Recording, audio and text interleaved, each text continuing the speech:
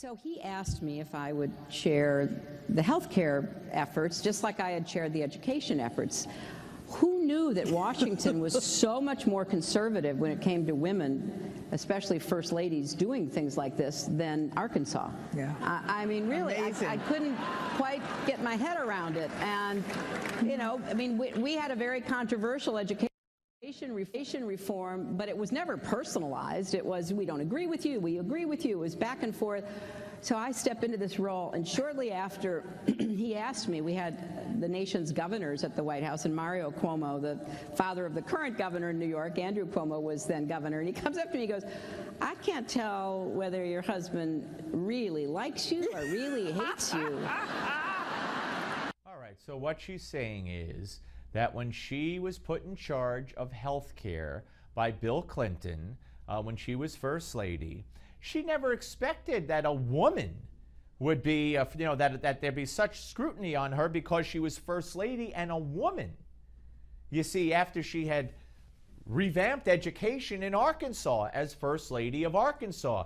Now, pardon me, getting older, and you know what happens to us old guys when we get older, Hillary. We just want to phone it in. We don't really want to do anything anymore. But my mind's eyes telling me that when Hillary took over and revamped education as First Lady of Arkansas way back when, in subsequent years, Arkansas ranked, was it 48th out of 50th, 49th out of 50th, or was it 50th out of 50th in education? So she did such a fine job with education in Arkansas as First Lady, where they welcomed her in Arkansas. Good old Southern hospitality, I guess, right?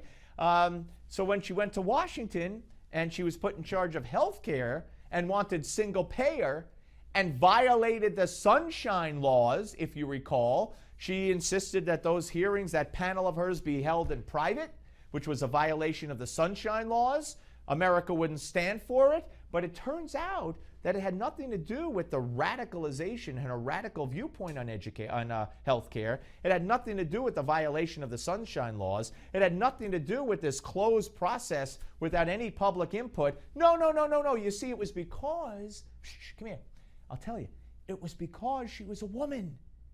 Yes, it was because she was a woman.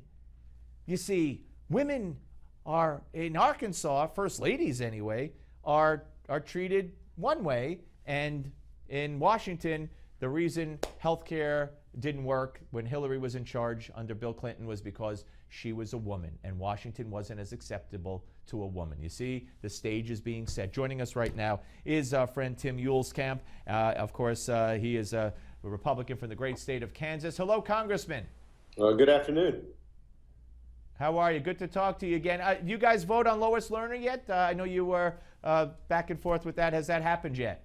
Not yet. It's apparently going to happen later this week, as well as the Benghazi issue and select committee. My question is, what took so long? We should have moved forward on this a long time ago, but we'll take it when we can get it, and finally see leadership understanding that the Benghazi cover-up really tells us a lot about this administration, and there's so much more the American people deserve to know. Well, absolutely, and I'm sure you're pretty satisfied with Trey Gowdy as the chair. Absolutely, but we'll see who else is on that committee. We need a full committee of folks willing to subpoena everybody who knows anything about that and really push, because the administration is very clear about this. They're going to hide everything they can. They're going to push back. They're going to try to deceive. They've done that. They do that at the IRS, and we have to be ready and willing to push back to get the truth. And that's all we're after, is to find out, why did 4 Americans die, and why exactly, who pushed Lois Lerner to go after political opponents of the president. Do you believe that John Kerry's apparent refusal to obey a subpoena to appear before the House Select Committee on May 21st, at least according to the State Department, that's the case? Do you believe that that's something that is a precursor to what we could see with a Select Committee, where officials will either not show up, or say national security, or say executive privilege, or any such excuse? Well, that's exactly why I was supporting Congressman Frank Wolf, who led on this issue, and probably about 180 of us pushing for over a year now to require a special select committee, because once you raise it to that level and have the media exposure and the focus exclusively on that issue, if John Kerry wants to refuse a subpoena, refuse to show up and testify, I think the American people will say, well, he's guilty. He must be hiding something. We know they're hiding something, but we have 4 committees looking at all kinds of things.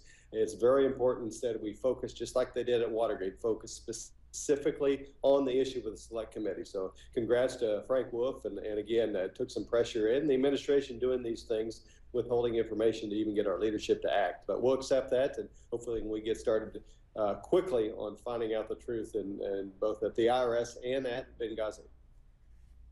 Let me ask you, let me turn to, of course, you're a member of the Veterans Affairs Committee, and what's that scandal that's been uncovered in Arizona, the VA, the boss there accused of covering up a veterans' deaths, which were linked to a previous scandal, and there's been calls for the resignation of the general in charge. How does this get fixed, Congressman? Well, I would like to say that's just an isolated incident. But after 3.5 years on the committee, Steve, there's nothing isolated about it. It is par for the course in the VA. There is no accountability. You're more likely, when you do a bad thing at the VA, when you're a senior bureaucrat, you're more likely to get a bonus and a promotion than actually losing your job. And I fired away. I didn't know how many undersecretaries they had, because every time we have a hearing, they send a new undersecretary. But at the end of the day, the Secretary Shinseki is responsible. You look across what happened in South Korea, one of the top politicians, when a disaster happened in the private sector, the government official resigned. I think the secretary should do the same thing.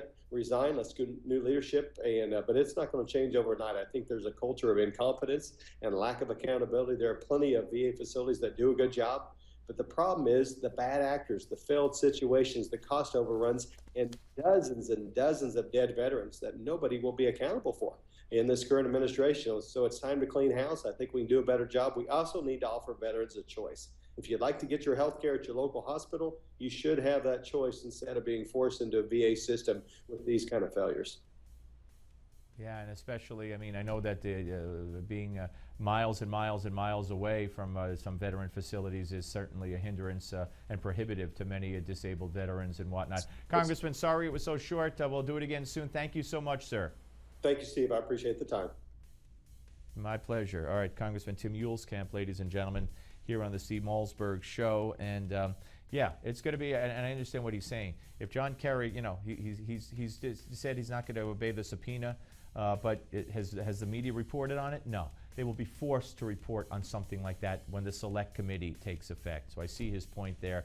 We're coming back. Lynn Cheney, two-parter. Don't go away. Steve Malzberg Show.